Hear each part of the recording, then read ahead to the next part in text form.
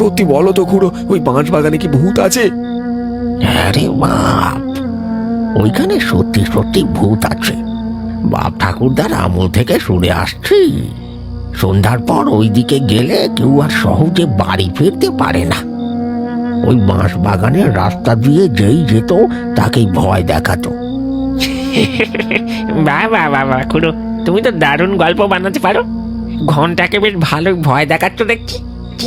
কদিনের ছেলে হয়ে বেশ তো মুখ নাড়ছিস, ওই বাঁশ বাগান নিয়ে কতটুকু আর জানিস? যেদিন ওদের পাল্লায় পড়বি সেদিন প্যান্ট খুলে সব সাহস ফুস হয়ে যাবে দেখিস। কই, আমিও তো রোজ ওই বাঁশবাগান দিয়ে যাতায়াত করি, কিছু তো নজরে পড়ে না। আরে মুখ পোড়া, ভূত বেটা তোর সঙ্গে দেখা করার জন্য বসে থাকবে নাকি রে? দম থাকে তো আজ রাতে গিয়ে ওই বাঁশ বাগান থেকে একটা বাঁশ কেটে নিয়ে আয় দেখি। ঠিক আছে খুড়ো, আজ রাতে একটা নয়, দুটো বাঁশ কেটে নিয়ে আসবো, না হলে আমার নাম পল্টু না। কথা শেষ করে উঠে দাঁড়ালো, সবার দিকে এক ঝলক তাকিয়ে চ্যালেঞ্জ ছুঁড়ে দিল। আজ রাতেই সে ওই বাঁশ বাগান থেকে বাঁশ কেটে এনে প্রমাণ করে দেবে যে ওখানে কোনো ভূত নেই, আর ভূত বলে কিছু হয় না। পল্টু হন হন করে ক্লাব ঘর থেকে বেরিয়ে গেল। পল্টুর এই জেদ দেখে হারাধন খুড়ো আর বাকিরা সবাই একে অপরের মুখ দেখাদেখি করতে লাগলো। চিন্তার একটা আবছা ছায়া যেন ক্লাব ঘরে থাকা সবার উপর ছড়িয়ে পড়ল। ও খুড়ো, কি হবে গো? পল্টু তো হন হন করে চলে গেল জেদ দেখিয়ে। যা পারে করুক, ঢ্যামনাটাকে বারবার বারণ করলেও একটা কথা শুনলো না। এবার মরবে ভূতের হাতে। গ্রামের শেষ প্রান্তে বাঁশ বাগান, ঘন অন্ধকার বাঁশ ঝাড়ের দিকে যেতে ঠান্ডাটা যেন আরো কয়েকগুণ বেড়ে গেল। পল্টুর টর্চের আলোয় শুধু শুকনো পাতা আর আগাছা দেখা যাচ্ছে। সে বাঁশ বাগানের ভেতর প্রবেশ করল। বাঁশ ঝাড়ের পাতাগুলো রাতের বাতাসে এক অদ্ভুত শব্দ করছে।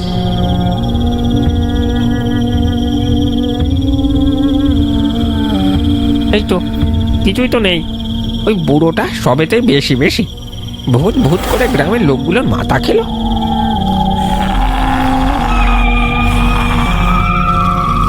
পল্টু একটা মোটা বাঁশের গোড়ায় তা চালালো।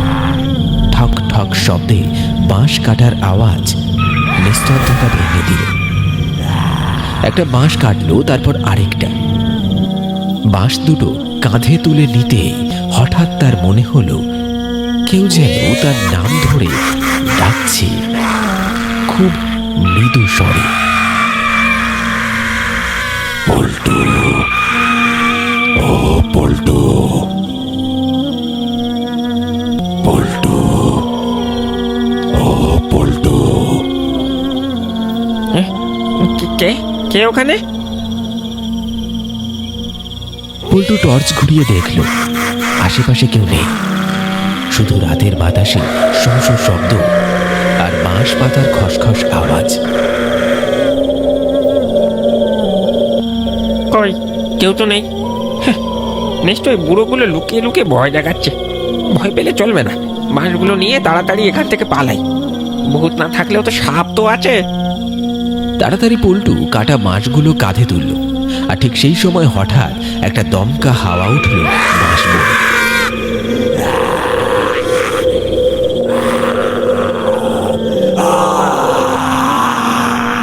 পল্টু, ও পল্টু।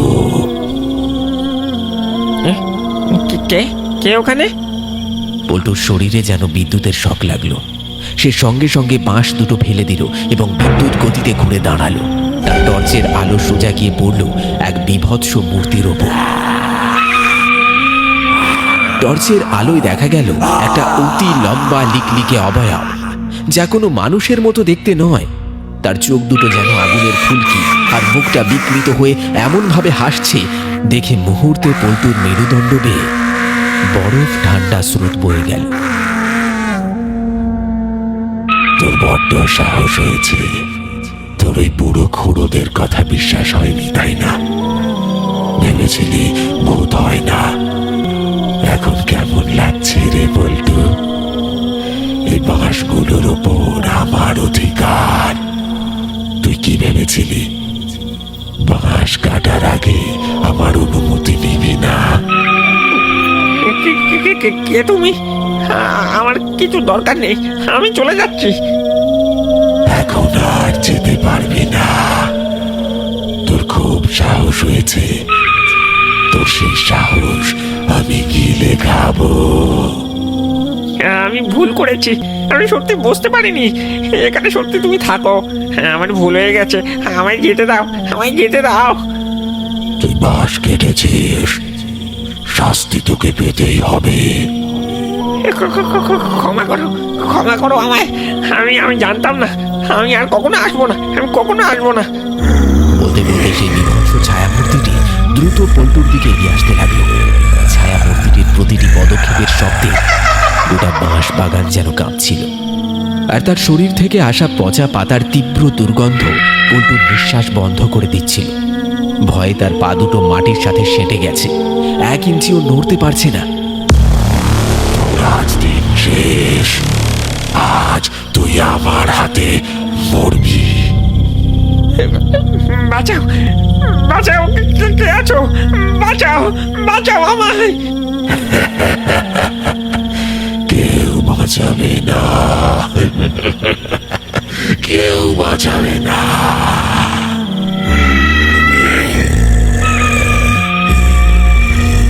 পল্টু কিছু বুঝে ওঠার আগে তৎক্ষণাৎ সেই বাঁশ বাগানের ভূত বিদ্যুৎ গতিতে তার একটা পা খপ করে ধরে ফেলল।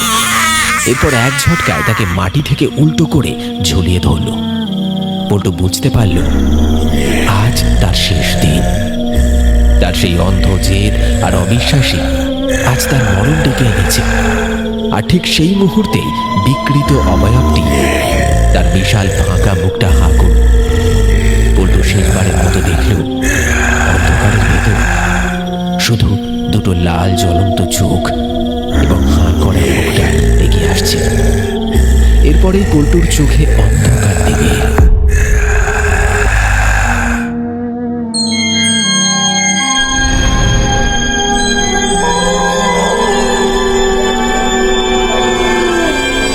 পল্টু যখন চোখ খুলল দেখল সে সেই ছোট্ট ক্লাব ঘরে শুয়ে আছে। চারপাশের পরিবেশ শান্ত, চোখের সামনে হারাধন খুঁড়ো ঘন্টা এবং আরো অনেক চেনা মুখ। পল্টু, চোখ খোল বাবা, কেমন আছিস এখন? খুড়ো, আমি তো বাঁশ বাগানে ছিলাম। আরে চুপ কর তো, রাত 2টোয় তোকে বাঁশ বাগান থেকে অজ্ঞান অবস্থায় উদ্ধার করে এনেছি। 2টো বাঁশ তোর পাশে পড়েছিল। আর কি হয়েছিল রে তোর? পল্টু উঠে বসার চেষ্টা করল। তার শরীর তখনও ভয়ে কাঁপছে। সে বাঁশ বাগানে দেখা সেই বীভৎস মূর্তি, সেই লাল চোখ আর পচা গন্ধের কথা মনে করার চেষ্টা করল। খুড়ো, যা শুনেছিলাম সব সত্যি। ওটা আছে। চুপ কর বাবা, চুপ কর, আর কিছু বলতে হবে না, আমরা বুঝতে পেরেছি। এখন শুধু এইটুকু বল, আর কোনোদিন রাতের দিকে ওই দিকে যাবি না। পল্টু চোখ বন্ধ করল। সেই রাতের অভিজ্ঞতা তাকে চিরদিনের মতো বদলে দিয়েছিল।